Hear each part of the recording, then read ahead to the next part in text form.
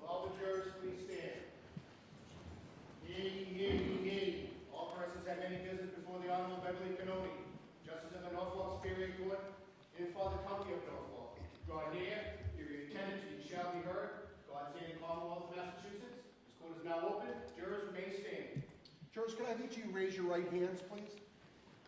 You solemnly swear to make true answers to such questions as should be put forth to you by the court, so help you God. Thank you. You can have a seat. May I call the case, Your Honor? Please. Your Honor, this is 2282CR117, the Commonwealth versus Karen Reed. Can I have counsel identify themselves for the record, starting with the Commonwealth? Good morning, Your Honor. Laura McLaughlin for the Commonwealth. Good morning, Ms. McLaughlin. Manuel for the Commonwealth. Good morning, Your Good morning, Mr. Lally. Good morning, Your Honor. Hank Brennan for the Commonwealth. Good morning, Mr. Brennan. Good morning, Your Honor. Alan Jackson. Good morning, Mr. Jackson. Good morning, Your Honor. Elizabeth Little, also on behalf of Ms. Reed. Good morning, Ms. Little. Morning, Your Honor. Robert Alessi on behalf of Ms. Reed. Good morning, Mr. Alessi. Good morning, Your Honor. David Yannetti for Karen Reed. Good morning, Mr. Yannetti. Good morning, Your Honor. Victoria George for Karen Reed. Good morning, Ms. George. Good morning, Ms. Reed. All right, Jim. We all set?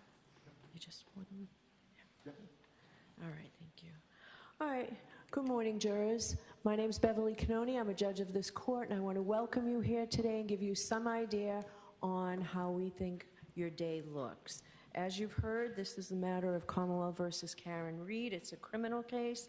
First, I want to thank you for your patience here with us today, and thank you for our service. One of the most important duties we have as citizens of this country is jury duty, and we simply wouldn't be able to do this without you. So we do appreciate your patience here today. The Commonwealth alleges that at approximately 6 o'clock in the morning of January 29, 2022, the Canton Police Department received a 911 call reporting an unresponsive male party in the snow outside a residence at 34 Fairview Road in that town. Officers responded and discovered the man, later identified as John O'Keefe, off the roadway in the front lawn area. Officers identified 3 women with Mr. O'Keefe, one of whom was the defendant, Karen Reed, the girlfriend of Mr. O'Keefe. The defendant had been with Mr. O'Keefe the previous evening at 2 different bars in Canton and had driven with him to this residence in the early morning hours of this date. Mr. O'Keefe was treated by paramedics from the Canton Fire Department and transported to the Good Samaritan Medical Center, where he was later pronounced deceased. The Commonwealth alleges that the defendant struck Mr. O'Keefe with her vehicle earlier that morning and then left the scene while Mr. O'Keefe lay injured in the snow during a blizzard. The defendant denies these allegations. She is presumed to be innocent and has pled not guilty. Ms. Reed is charged with second-degree murder. She is also charged with manslaughter while operating under the influence and with leaving the scene after causing personal injury or death. I will describe these crimes in greater detail at the end of the case when I teach you the law, but briefly, murder is the unlawful killing of a human being. There are various ways in which the Commonwealth can prove a murder case, and the Commonwealth is permitted to proceed under all theories that it believes it can prove. Here, the Commonwealth alleges that the defendant committed murder and that murder was murder in the second degree. In order to prove the defendant guilty of murder in the second degree, the Commonwealth must prove beyond a reasonable doubt that the defendant committed an unlawful killing and that it was done with malice. In comparison, involuntary manslaughter is an unintentional, unlawful killing caused by wanton or reckless conduct. These terms and the elements of the crimes will be explained to you in detail at the end of the case before you begin your deliberations. Now, at the outset, I would like to address the issue of public opinion and interest in this case and the duty of this court to adhere to the rule of law. John Adams said that we are a government of laws, not of men, and that the law must be deaf to the clamoring of the public. He meant that While public opinion about a given subject may ebb and flow, the law must be steady, reliable, and even-handed. We know that on the subject of this case, there are people advocating for one outcome or another with intensity, but without the benefit of having heard or seen any evidence at all in this trial. The law works in a different way, and the difference is crucial to our system of justice. The jurors selected for this trial will hear and judge the evidence. They will decide what the facts are, and where the evidence is contested, they will determine where the truth lies. Ultimately, the jury will decide whether the Commonwealth has carried its burden of proving that the defendant is guilty of any crime beyond a reasonable doubt. People outside of this building have rights, and we know that they have voices, but this criminal trial will be decided by an independent jury, free from outside interference, based only upon the evidence presented in this courtroom and the law. This is the only way to ensure that every person who comes before the court receives a fair trial. It is just that simple and that important. So, while public comment will likely continue, the rule of law will be upheld. In order to determine your eligibility to serve on this case, I'm going to ask you questions all as a group, and then I'm going to ask you to fill out a supplementary questionnaire. We have found that the use of this questionnaire is helpful for several reasons. First, there are some personal questions on it, and we ask that you be candid. In addition, the process of filling out the questionnaire provides the opportunity to be more reflective as you answer the questions, rather than being put on the spot and asked to give an immediate answer. After you fill out the questionnaires, we will have you come up to the sidebar one at a time so that we can follow up with you on your answers to the questionnaire and your answers to my questions. I want to thank you in advance for your patience as we go through this process. As you may know, the lawyers for the parties participate in the selection of the jury. Under our law, each of the parties has the right to exercise what we call juror challenges. This means that each party has the right to challenge a certain number of prospective jurors for any reason or for no reason at all. Therefore, some of you will be excused during the impanelment procedure. Please do not take it personally. Don't think that somehow you're not a fair person. It's not a reflection on you at all. You will be directed back to the jury room and may be picked for another case. In a little while, I'll pose a number of questions to you as a group. You've taken an oath that requires you to truthfully answer these questions and all questions posed to you. I'm not asking you to take out your juror cards now. I'll ask you to do that at a later time. But if your answer to any question is yes, I will ask that you raise your hand and hold up your juror card in the air with the numbers facing out so that the court officers can read out your number. The fact that you answer yes to any of my questions does not mean that you're automatically disqualified from juror service. It simply means that there are matters that the lawyers and I need to discuss with you. If you find a question posed to the group to be overly intrusive, you may elect to answer that question at sidebar as well. I will have additional questions for you which relate to issues that may be raised in the trial and are designed to give us information regarding whether or not you're able to serve as a fair and impartial juror in this case.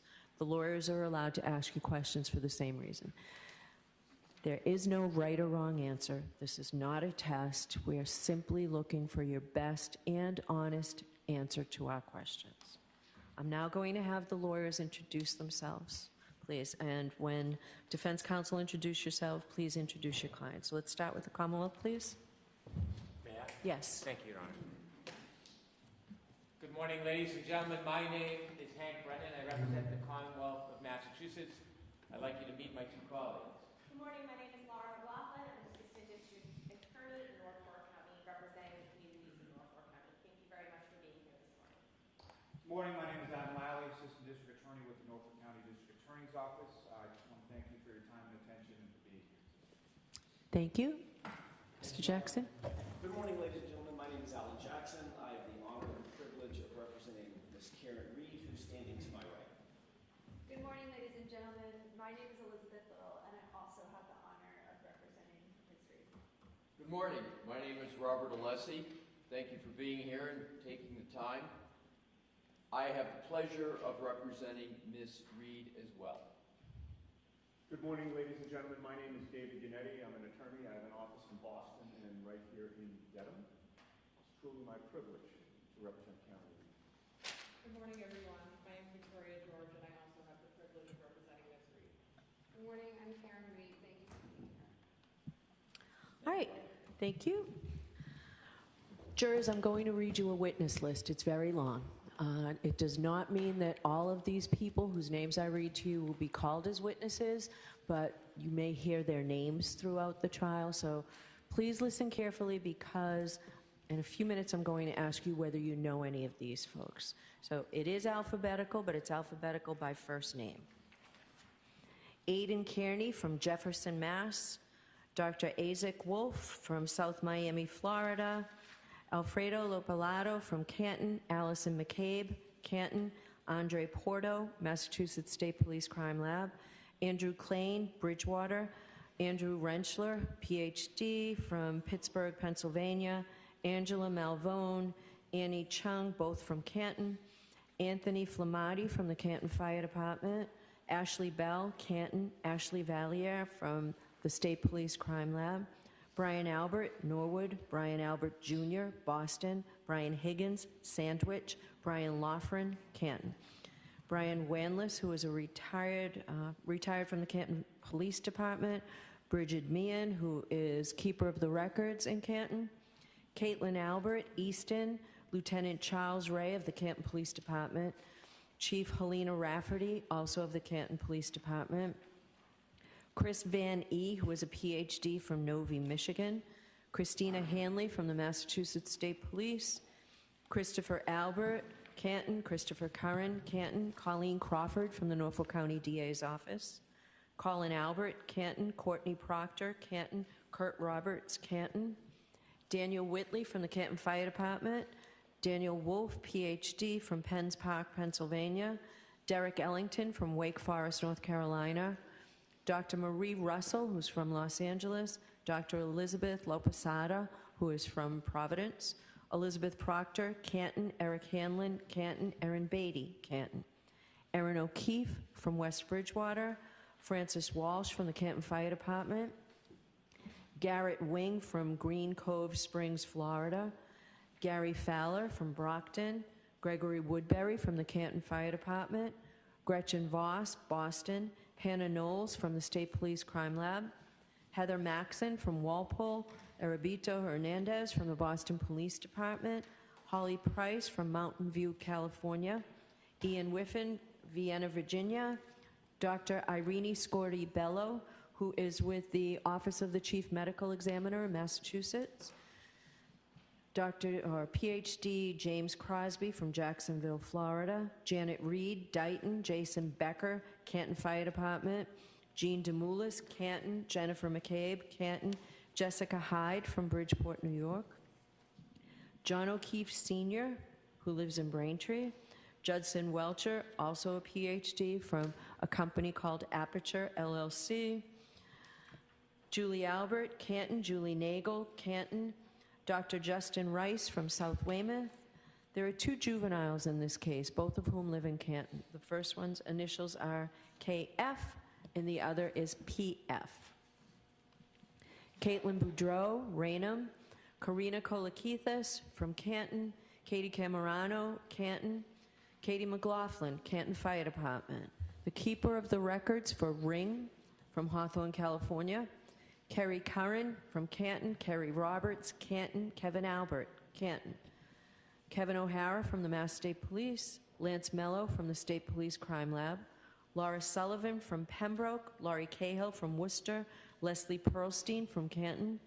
Lieutenant Michael Lank from the Canton Police Department. Louis Jutras, Canton. Lieutenant Brian Tully and Lieutenant John Fanning, both of whom work for the Massachusetts State Police. Lieutenant Paul Gallagher from the Canton Police Department. Maggie Gaffney, Bonita Springs, Florida. Mark Lopalato, Canton. Margaret O'Keefe, Canton. Marietta Sullivan, Pembroke. Mary Souza, Dighton. Matthew Amory from Canton. Matthew DeSogra from Charlotte, North Carolina. Matthew Erickson from Grosse Pointe Farms, Michigan. Matthew Kelly from the Canton Fire Department. Matthew Kelsch from the FBI. Matthew McCabe, Canton. Maureen Harnett from the Mass State Police Crime Lab. Megan Mariani from New York, New York. Michael Camerano from Canton. Michael Easter, Los Angeles. Michael Trotter from the Canton Public Works Department. Michael Wagner, Foxborough. Mike Maroli, Bridgewater. Mike Rushworth from Thompson Station, Tennessee. Natalie Wyweek Berschneider from San Marino, California. Nathan Reed from Raynham. Nicholas Bradford from Lorton, Virginia. Nicholas Curran from West Roxbury. Nicholas Kolakithis, Canton. Nicole Albert from Norwood. Norfolk District Attorney Michael Morrissey. Officer Kelly Deaver from the Boston Police Department. Officer Nicholas Barrows from the Dighton Police Department. Matthew Haggerty from Somerset. Paul Mikowski from Melrose. Paul O'Keefe from Canton. Rebecca Bison from Canton. Rebecca Trayers from Norfolk. Dr. Renee Stonebridge, who is also with the Office of the Chief Medical Examiner here in Massachusetts, and she works out of Boston. Richard Green from the St. Pete Beach, Florida. Richard Donatno from Canton. Robert Gilman from Hull. Ryan Nagel from Canton. Sarah Levinson, Canton. Sergeant Brian Gallerini from the Needham Police Department. Sergeant Sean Good from the Canton Police Department. Sergeant Paul DiGiampetro, who Canton Police Department. Sergeant Yuri Buchanan from the Mass State Police. Shannon Burgess from South Lake, Texas. Cheryl Waugh from Canton. Sophie Herzan from the State Police Crime Lab. Stephanie Devlin, also from the Crime Lab. Stephen Mullaney from the Canton Police Department. Steve Nelson from the Norfolk DA's office. Stephen Bernstein, who's a keeper of the records from Stoughton. Stephen Ridge from the Boston Police. Stephen Seraph from the Canton Police. Stephen Scanlon from West Roxbury. Terry Kuhn from Davis, California. Tess Chart from Lorton, Virginia. Thomas Beatty from Canton. Thomas Kelleher, Canton. Thomas Martin from Weymouth. Timothy Nuttall from the Canton Fire Department. Tristan Morris from Easton. The following people are Mass State Police troopers: Trooper Connor Keefe, Trooper David DeChico, Trooper Evan Brent, Trooper Jeffrey Koskowski, Trooper Joseph Paul, Trooper Kathleen Prince, Trooper Michael Proctor, Trooper Nicholas Garino, Trooper Zachary Clark. Wendell Robery from Canton, and William Reed from North Dighton, Mass. So those are potential witnesses in this case, or people whose names you'll hear during the trial. Obviously, this trial is going to take a long time to try. The lawyers tell me that their best estimate, once we start with the evidence, is 6 to 8 weeks. We are in the process of impaneling a jury. We don't know when we'll finish that. We're toward the tail end of finishing that, but once we start, it will be a 6 to 8 week trial. That's our best estimate. Sometimes trials go longer, sometimes they go shorter. I can tell you that every day before we leave for the day, I tell jurors where we are, if we're on schedule, behind schedule, or ahead of schedule. And I've not had to tell a jury that we were behind schedule, and that's why we have that 6 to 8 week estimate. The schedule that we will have is we will start in the mornings at 9. We'll go until about 11 or so and have a break for about 15 or 20 minutes. We'll break for lunch, and you will have lunch delivered to you so that we don't have you walking into town center and coming back, because we want to make the most efficient use of your time. So we'll do that, and our lunch breaks will be shorter because of that. And we'll go until about 4 o'clock every day. So that's the schedule. There are some days off and some half days in that 6 or 8 week period. And if you're selected for a jury, you'll get those dates before we start. So that's our schedule and the best estimate of where we'll be. Now, it might help if I give you a preview about some of the basic law that applies to criminal cases like this. As I said, it's my job to teach the jury the law, but I don't do that completely to the end of the case. But for now, I'll give you a brief summary of some of the very legal, constitutional principles that will govern this trial. First, and most basically, the defendant starts this trial presumed to be innocent. The fact that she was arrested or that she was indicted is not proof of anything. An indictment is simply a piece of paper. It just makes an accusation. An indictment is a formal manner of accusing a person of a crime and bringing that person to court to stand trial in the superior court. But it is only the jury, in other words, you folks, who can decide whether the prosecution has proved its case beyond a reasonable doubt. If the Commonwealth fails to do that, then the presumption of innocence requires you to find the defendant not guilty. The law does not require a defendant to prove her innocence, to produce any evidence whatsoever, or to do anything other than attend the trial. This presumption of innocence remains with the defendant until you, the jury, make your determination after listening and considering all the evidence. In a related important principle of law, the defendant has an absolute right not to testify, since the entire burden of proof in this case is on the Commonwealth to prove that she is guilty. Under our system of law, a defendant has a perfect right to say to the government, "You accuse me, now you prove it, and prove it beyond a reasonable doubt and to a moral certainty. I do not have to say a word." A defendant's decision whether or not to testify has nothing to do with the question of whether he or she is guilty or not guilty. The jury must not consider it in any way or even discuss it in their deliberations. Jurors in a criminal case must decide whether the Commonwealth has proved its case against the defendant beyond a reasonable doubt based solely on the testimony of the witnesses and the exhibits. That brings me to the requirement of proof beyond a reasonable doubt. What is proof beyond a reasonable doubt? The term is often used and probably pretty well understood, though it is not easily defined.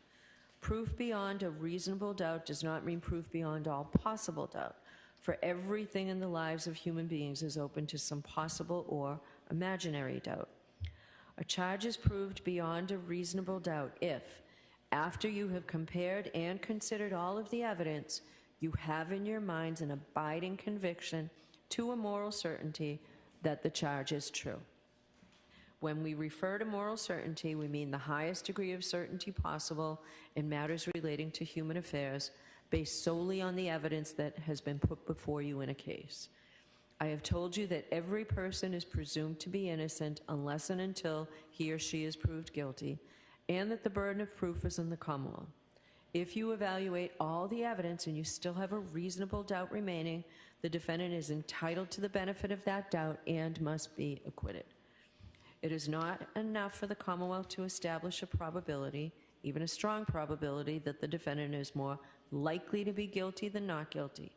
That is not enough. Instead, the evidence must convince you of the defendant's guilt to a reasonable and moral certainty, a certainty that convinces your understanding and satisfies your reason and judgment as jurors who are sworn to act conscientiously on the evidence. This is what we mean by proof beyond a reasonable doubt. Our system of justice depends on judges like me and jurors like you being able and willing to make careful and fair decisions. All people deserve a fair and equal treatment in our system of justice, regardless of their race, national origin, religion, age, ability, gender, sexual orientation, education, income level, or any other personal characteristic. You have agreed to be fair, and I'm sure that you want to be fair, but that is not always easy.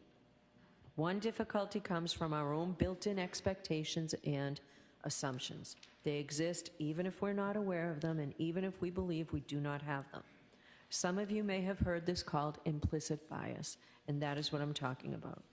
Of course, we judges have the same problem as everyone else, so let me share a few strategies that we have found useful. First, slow down. Do not rush to a decision. Hasty decisions are more likely to reflect stereotypes or hidden biases. Second, keep an open mind. Avoid drawing conclusions until the end of the case when you and your fellow jurors deliberate.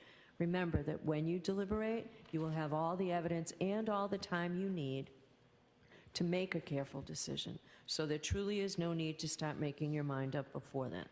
Third, you should listen closely to all the witnesses. That is the best way to ensure that you decide this case based on the evidence and the law instead of upon any unsupported assumptions. Fourth, as you listen to testimony about the people involved in this case, consider them as individuals rather than as members of a particular group. Finally, I might ask myself, would I view the evidence differently if the people were from different groups, such as different racial, ethnic, or gender identity groups? At the end of this case, I will remind you of these strategies and ask you to focus on the evidence instead of on any unsupported assumptions you may have. All we ask is that you, individually and as a group, do your best to resolve this case based upon the evidence and the law, without sympathy, bias, or prejudice, to the best of your ability as human beings. Now, I know that some of this may be confusing. Perhaps all of it is confusing at this early stage of the case. You'll certainly be in a better position to understand this at the end of the case when you've heard the evidence and I can explain the law in detail. So don't be worried if you didn't catch everything that I've said. Why am I telling you these things now? Because we need to know if you're able to follow the law in this case.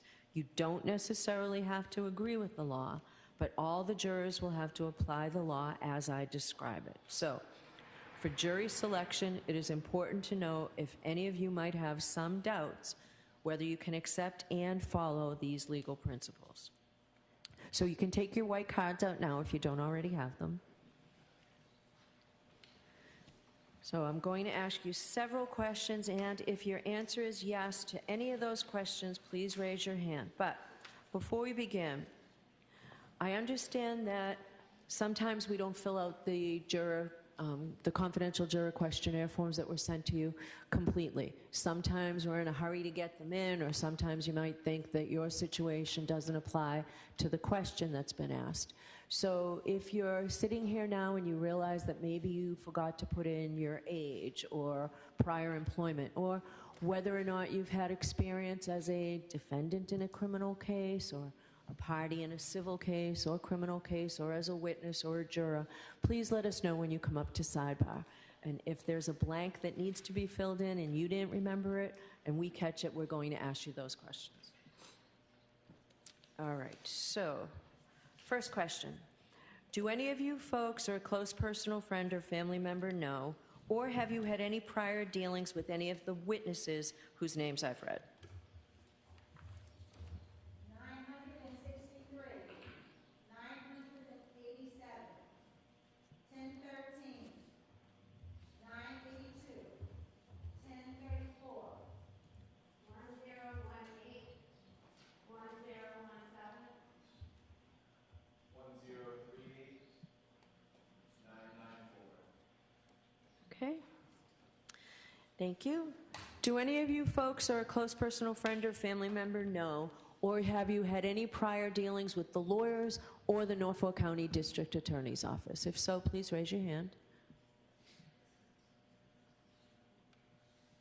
982, Thank you. Do any of you or a close personal friend or family member have any financial or other personal interest whatsoever in this case or its outcome? I see no affirmative responses.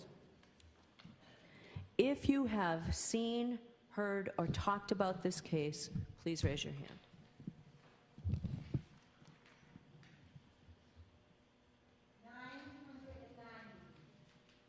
1035, 1011, 978, 976, 987, 964, 984, 1020,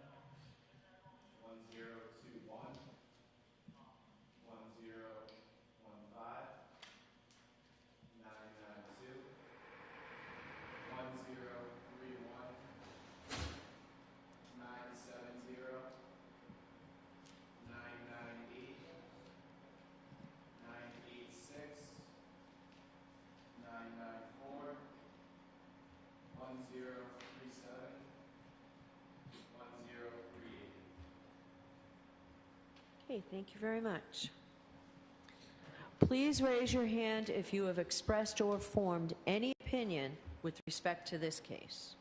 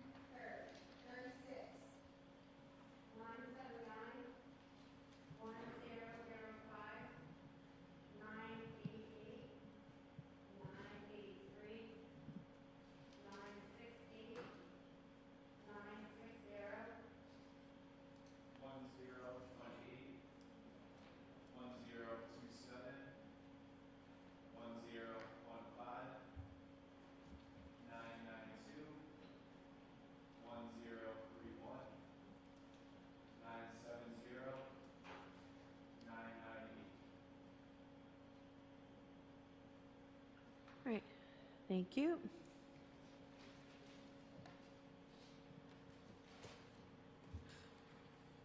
Are any of you aware of any bias or prejudice that you may have in regard to this case or in favor of or against either of the parties? If so, please raise your hand. 1032, 987, 978, 993.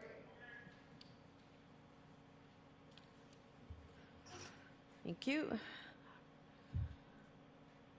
Do any of you folks have any difficulty hearing or any problem with understanding the English language, any physical or mental condition, or any religious or philosophical belief that would make it difficult for you to hear the evidence in this case, to understand the evidence, to concentrate during the trial, or to deliberate for the purpose of reaching a verdict? If so, please raise your hand.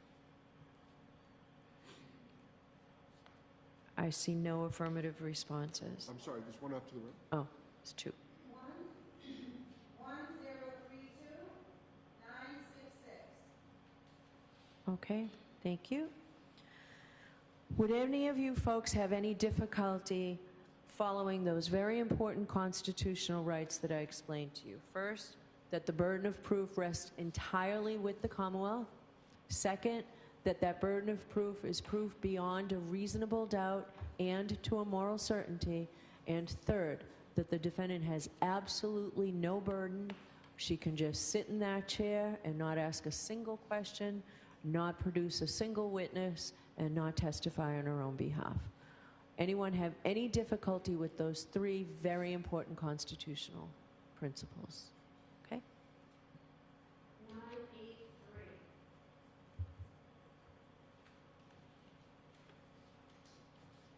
Now, I can tell you folks that after every jury trial, I talk to the jurors, and they always tell me that even though they may have not wanted to have jury duty, that they have found it to be an interesting experience, and many tell me that they find it to have been a rewarding experience.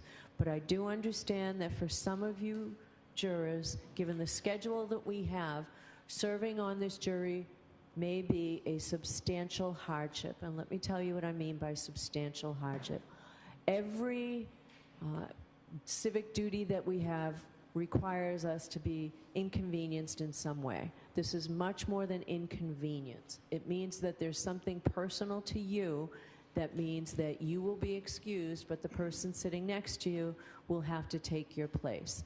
I generally think of it in terms of you have surgery or vacation plans scheduled, airline tickets scheduled for the time that we will be in jury trial here. If you think you have a substantial hardship, please raise your hand. 990, 1035, 1011, 978, 967, 964, 972, 1020, 993, 1032, 991, 1005, 1010, 1012, 968, 1008, 960, 973,